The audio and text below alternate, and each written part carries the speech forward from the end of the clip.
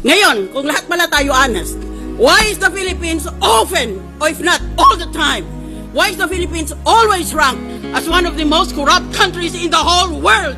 Nagpapakalinis kayo? Aba kung malinis pala ang mga opisyalis natin, bakit palagi tayong nililista ng Transparency International as one of the most corrupt countries in the world? Magtitinginan tayo? Sino kaya dito? That is a problem with this country. We're all for honest government, and yet the world condemns us as one of the most corrupt countries in the world. That's why it is difficult to win in any international election, in any international campaign, because the Philippines, among others, has a reputation of being a corrupt country. Isip ng iba, kung corrupt ang kaya na yan, walang matinong lalabas dyan. Walang matinong ibubunga yan. Bigyan nyo ako ng sapang buhay. Panginoon, bigyan mo ako ng sapang buhay. At imbestigahin ko lahat, isa-isa. Dito sa Senado, sa House of Representatives, tignan natin. Pati sarili ko, imbestigahin ko.